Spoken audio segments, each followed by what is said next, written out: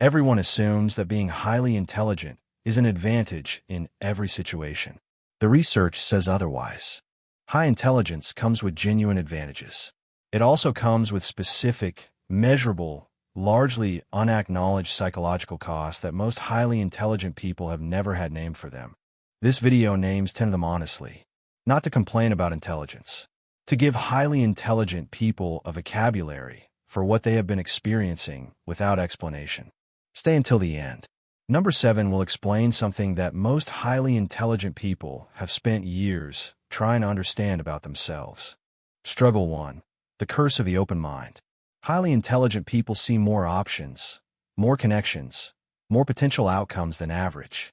Research shows this is not always a cognitive advantage. When you can simultaneously see 17 valid approaches to any problem, choosing one requires discarding 16. The cognitive cost of that discarding is exhausting in a way that is invisible to people who only ever saw 2 options. Struggle 2. Chronic intellectual loneliness. This is not arrogance. This is the specific experience of processing conversations at a depth that others are not engaging at, and having no one to process them with. The highly intelligent person often learns early that the full depth of their engagement makes others uncomfortable. So they learn to perform a shallower version of themselves in most social contexts. The performance is exhausting. Struggle 3. Overthinking is a byproduct of cognitive range. Highly intelligent people do not overthink because they are anxious. They overthink because their cognitive range makes every decision genuinely more complex than it appears to others. The same capacity that lets them see around corners is the capacity that generates 17 considerations where others generate 2. This is not a choice. It is the architecture running as designed. Struggle 4. The boredom that looks like laziness. Highly intelligent people process information faster. In environments paced for average processing speed, they spend significant portions of their life waiting. Research on gifted individuals shows that chronic underutilization, being required to operate well below cognitive capacity for extended periods, produces a specific form of disengagement that is consistently misread as lack of effort or motivation. Struggle 5. Chronic self-editing. Highly intelligent people learn quickly that expressing the full speed and depth of their thinking creates friction. So they edit, in real time, in every conversation. Over time, this produces a fragmented self-experience. The highly intelligent person has so many calibrated versions of themselves for different contexts that the authentic version feels unfamiliar, even to them. Struggle 6. Imposter syndrome that is resistant to evidence. Highly intelligent people experience imposter syndrome at disproportionately high rates. And crucially, their imposter syndrome is resistant to the very evidence that should resolve it. This is because their intelligence gives them access to every possible reason why their success might be a fluke, every gap in their knowledge, every way they could be wrong.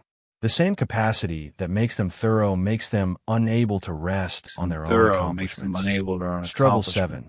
The one promised in the hook. The inability to commit to a single path. Highly intelligent people are disproportionately likely to have what researchers call multipotentiality, genuine high ability across multiple unrelated domains simultaneously. This is not a lack of direction. It is a genuine abundance of direction. But a world structured around single-track careers, single majors, and single identities treats multipotentiality as indecisiveness, and many highly intelligent people internalize that judgment. The result is a specific form of existential frustration, watching others commit with confidence to paths that feel too narrow, while being unable to narrow without genuine loss. Every choice forecloses something real. Struggle 8. The analysis that interrupts experience. Highly intelligent people often cannot not analyze. The same processing that makes them insightful runs continuously, including during experiences that are meant to be felt rather than understood. They watch themselves having experiences while having them. They analyze their own emotional responses as those responses occur. This metacognitive loop, thinking about thinking, is a direct product of high intelligence, and it creates a layer of separation from direct experience that is difficult to explain to someone who does not have it. Struggle 9. Being right too early. Highly intelligent people often arrive at correct conclusions before the evidence base is widely understood. This is not a reward. It is routinely experienced as a social and professional liability. History documents this pattern extensively. What it does not document is the quiet cost to the individual who was correct before anyone would listen, the self-doubt installed by being consistently disconfirmed before eventually being validated. Struggle 10. The inability to switch off. Highly intelligent people report significantly higher rates of what researchers call cognitive hyperarousal, the brain remaining in active processing mode even during rest, sleep attempts, and leisure. This is why highly intelligent people disproportionately report difficulty falling asleep, lighter sleep architecture, and waking during the night with active thoughts. The brain treats rest as an opportunity for more processing, not less. And the cost compounds because rest is not optional. Without genuine cognitive rest, the prefrontal cortex degrades. Judgment suffers. Emotional regulation suffers. The very capacities that define high intelligence begin to fail, and the failure looks, from the outside, exactly like the laziness that was never accurate in the first place. Before the close, the honest context that most videos on this topic omit. These 10 struggles are real, and they are measurable. They are also not unique to intelligence. Sensitivity, creativity, and neurodivergence produce overlapping patterns.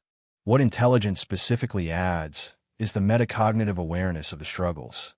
Highly intelligent people know they are struggling in ways that others with similar experiences often do not. That awareness is both a resource and an additional burden. It is also worth saying directly, high intelligence does not protect against mental illness, addiction, relationship failure, or poor decisions. Research consistently shows that highly intelligent people are at elevated risk for anxiety, depression, and perfectionism-driven self-destruction. And perhaps most importantly, high intelligence does not make a person more emotionally mature. Cognitive intelligence and emotional intelligence develop on independent tracks. A person can be extraordinarily analytically capable and simultaneously underdeveloped emotionally. This is not a criticism. It is a map. Knowing that your analytical capacity is years ahead of your emotional processing is information that allows you to work on the gap rather than being blindsided by it. The 10 struggles named in this video are not life sentences. They are the predictable output of a specific cognitive architecture operating in a world not designed around it. Understanding the architecture is the first step in working with it rather than against it. If you recognize yourself in these 10 struggles, the intellectual loneliness, the multipotentiality paralysis, the brain that will not switch off, you are not broken. You are operating a high-sensitivity system in a low-sensitivity world. The research on highly intelligent people who manage these struggles points consistently to 3 practices. First, naming the experience accurately, which is what this video began. Second, structuring time to include both deep engagement and genuine cognitive rest.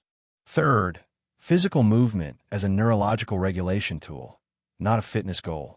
20 minutes of aerobic activity reduces the cognitive hyperarousal that makes rest impossible and the DMN loops that make overthinking structural. The goal is not to think less. The goal is to give an extraordinary system the structure it was never provided. The struggles do not disappear. They become workable. One more thing the research is clear on. Highly intelligent people who find even one person with whom they do not need to self-edit report dramatically improved well-being. The intellectual loneliness, named in Struggle 2, is not permanent. It is a search problem, not a destiny. Find that person, or that community, or that field of work where the full depth of your engagement is the point rather than the problem. That is not an unrealistic ask. That is a specific, achievable, necessary condition for your well-being. You're not too much. You are not broken for finding the standard world intellectually insufficient. You are not arrogant for needing depth. You are not lazy for being bored by the shallow end. You are a specific kind of mind in a world that was not built around you. The world was not built around you, but you were built for more than the world has asked of you so far. Subscribe for more psychology that does not look away from the hard parts.